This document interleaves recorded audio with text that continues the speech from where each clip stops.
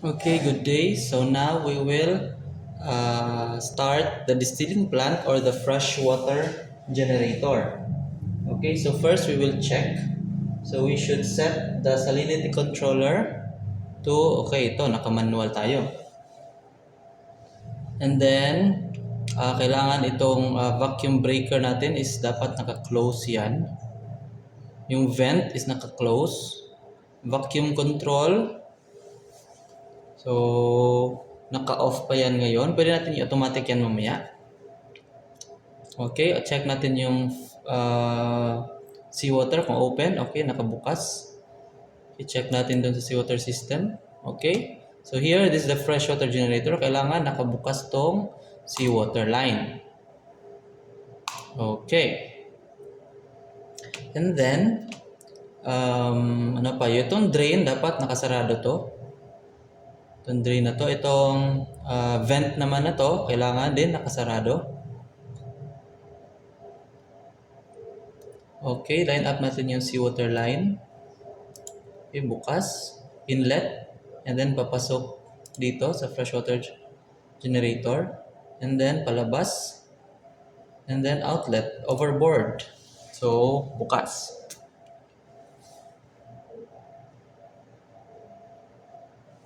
Okay, itong inlet and outlet is naka-close pa ngayon. So, kailangan medyo mainit na siya.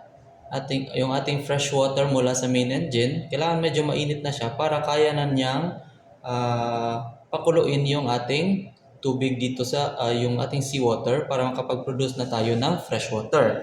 So, kahit na hindi natin ma-reach yung 100 degrees Celsius, kaya pa rin nating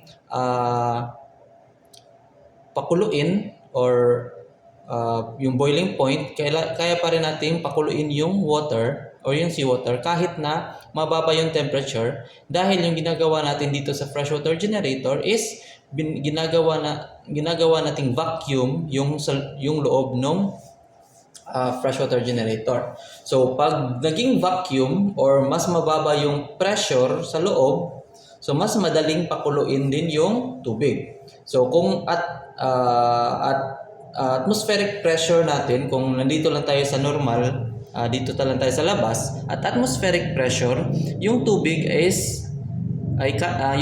kayang pakuluin natin at 100 degrees Celsius. Pero yun pag normal yung pressure sa surroundings. Pero pag binabaan mo yung pressure, bababa din yung boiling point ng water. Like for example, dito 85 degrees Celsius yung temperature natin. And then pag bababain natin yung pressure hanggang sa yung seawater natin or yung tubig natin is kaya nating mapakulo at 85 degrees Celsius lamang. So ganun yung ginagawa dito. Okay. So okay na, naka-line up na lahat.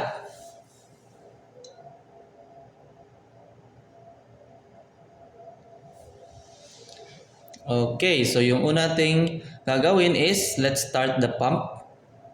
Okay. So pag pasok ng seawater pump, pag andar ng seawater pump, papasok yung seawater dito. And then aalarma na siya.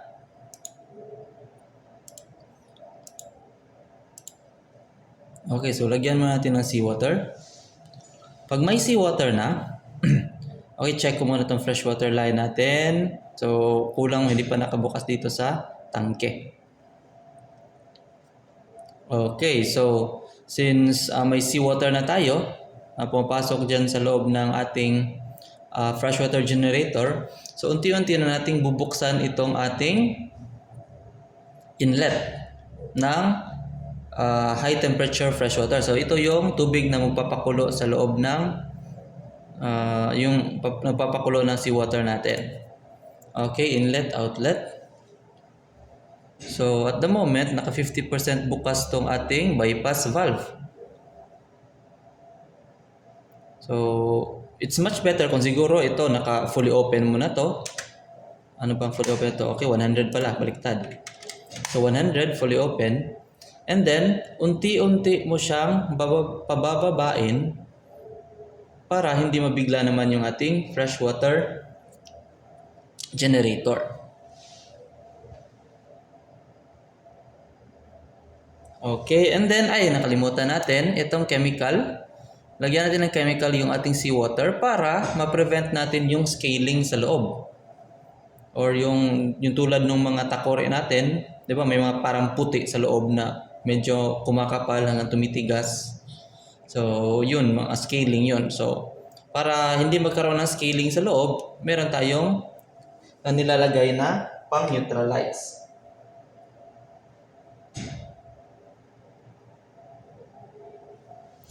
Okay, so yung gagawin natin ngayon, wait nating bumaba itong ating vacuum pressure, ito. So yung pressure natin at 1 bar, so yung normal natin atmospheric pressure ata is 1 bar, I'm not sure. Pero kailangan pababain natin yung pressure natin para mas madali nating pakuluin yung tubig. Okay? So wait natin siguro yan, mga 0.10 bars.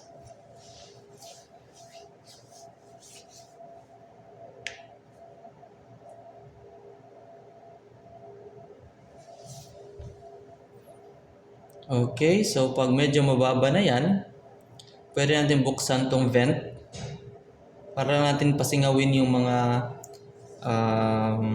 ibang gases na hindi naman kailangan sa loob. Incondensable gases ba tawag doon? Ang tawag doon?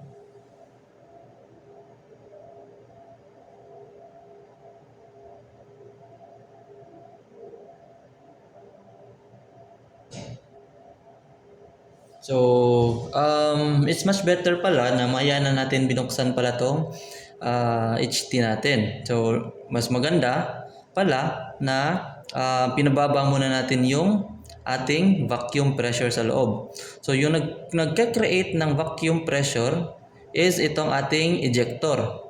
So, yung ejector, hinihigop niya yung mga brine and air mixture. So kung yung hangin sa loob is tinatanggal mo, so nagkakaroon tayo ng vacuum sa loob. So dapat pala ito, maya na natin to binuksan. No, para mas mabilis tayo makapag-create ng vacuum.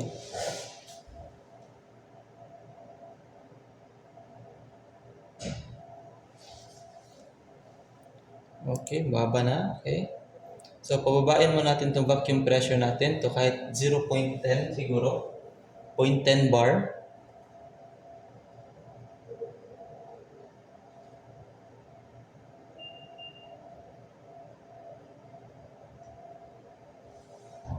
Buksan mo natin. Vent natin konti. So, tataas itong... Hindi naman tumaas. Okay. Yan. So, wait natin yan. Pag mababa na yung ating vacuum pressure or generator pressure sa loob, so pwede na tayong magbukas ng cooling, ng heating pala. Okay, pwede naman natin ilagay yung automatic control sa vacuum. So yung automatic control natin is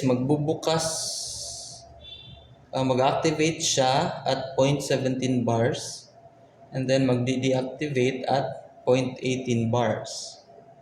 So tama na siguro to kasi mababa din pala yung mataas pala yung setting nito. Okay, yan, pwede na siguro yan. 0.19. Okay, so buksan natin tong inlet, outlet and inlet.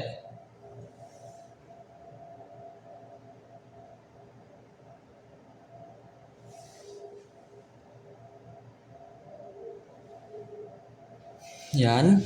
And then, antayin natin na tumaas itong laman ng fresh water dito sa may condenser side. So, this is the evaporator. Dito tayo yung nagpapakulo. And then, dito sa kabila naman, sa taas, dito tayo nagpapalamig. So, ito yung condenser. So, yung evaporator, pinapakulo niya yung seawater.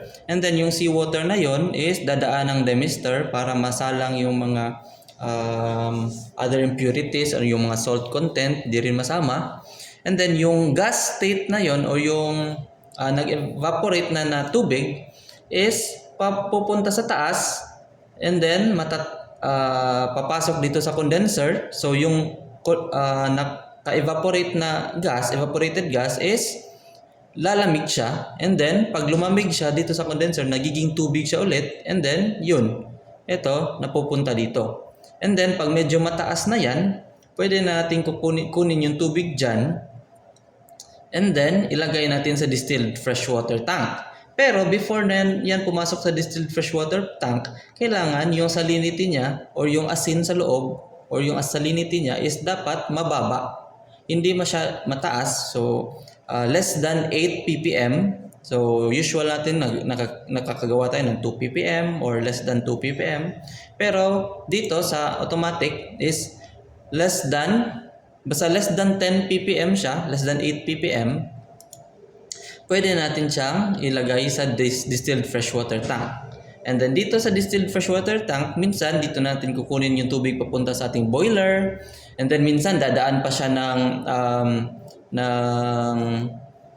parang sa refilling station, di ba, ng tubig. Dadaan muna siya ng mga filters, cleaning material, yung mga hydrophore, at ano-ano pa, pwede na siyang gamitin or inumin. Di ba? Dadaan siya ng mga different filters, dadaan pa nga siya ng UV light, ultraviolet light para mamatay yung bacteria and viruses para pwede mo siyang mainom sa barko. Okay? So, dadaan mo na siya ng processes bago siya pwedeng inumin sa barko.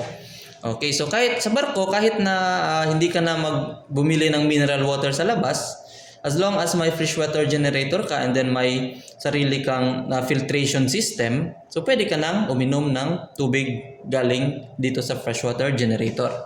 And then yung iba pa, yung pangligo, yung panghugas, pangluto, dito na rin pwedeng kunin natin. Okay? Okay, so medyo mataas na siguro yan. So para medyo mataas na yan. Okay? So una natin gagawin is manual muna natin yung salinity control. And then buksan natin yung return line.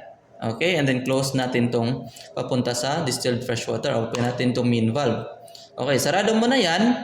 Then bukas itong return line. And then patakboy natin yung freshwater. Itong pump na to.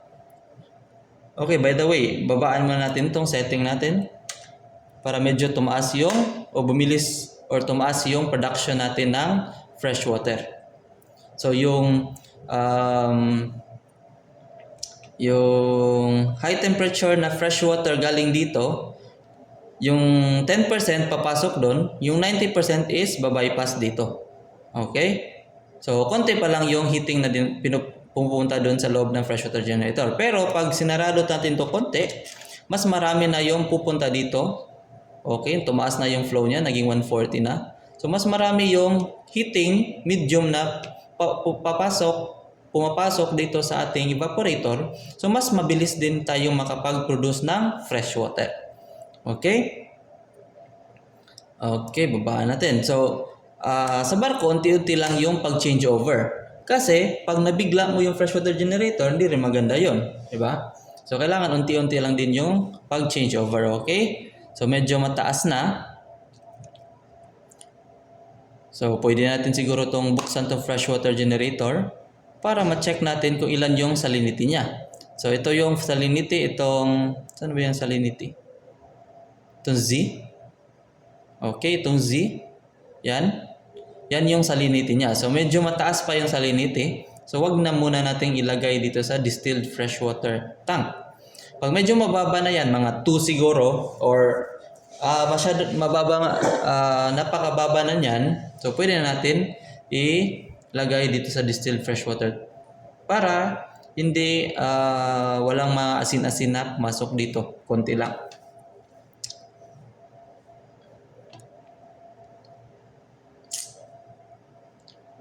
Okay, baba tayo ulit. Unti-unti lang yung pag-change over. So, kahit hanggang 50% lang siguro yung gamitin muna natin. Kasi okay naman yung water generation natin. Medyo marami naman. So, pag napuno na yan,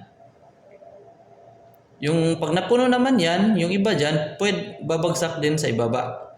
So, pero wag na natin antayin yun. Okay?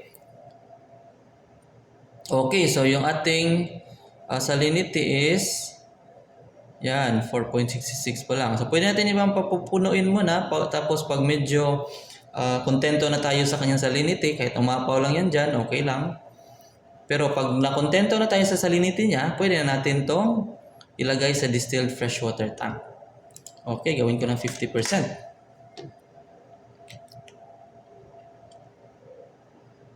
Okay, while nag-change over ka ng tubig papunta freshwater generator, kailangan din naka-monitor ka sa temperature ng high temperature freshwater mo sa makina. Kailangan hindi rin dun bumaba kasi pag malamig masyado yung cooling mo sa high temperature sa makina, hindi rin maganda sa makina yon. Kasi mainit yung makina tapos malamig yung nilalagay mo sa loob, so masisira din siya. Magkakaroon ng thermal shock. Especially, yung mga metal dyan is magka-crack siguro kung sa tagalan ng gamit mo ng malamig, tapos mainit yung loob ng makina, tapos malamig yung nilalagay mo na cooling. So, hindi maganda yon. So, siguro yan, pwede na yan.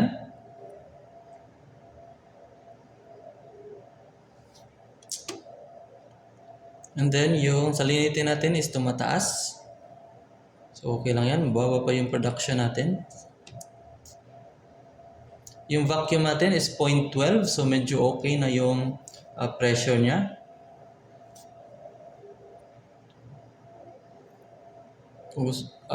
Pwede siguro natin i-on tong vacuum controller. Okay. Okay, so nagbubuga siya ngayon, nag-open siya. Ibig sabihin masyadong mababa yung setting kasi natin sa vacuum controller is 18 bars. Okay.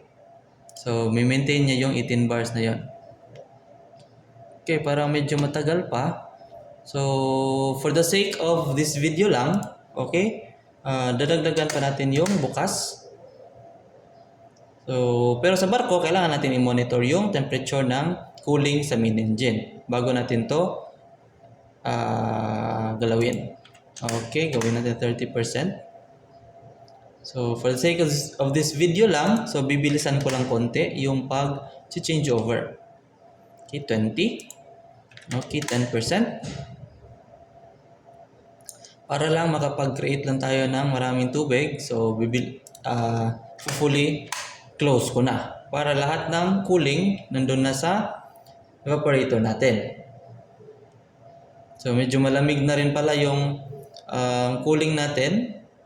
So, ilan ba yung cooling na kailangan ng main engine natin? Depende sa manual. Check nyo sa manual. Kung 75, yan, okay pa yan. 79, pabalik ng makina yan.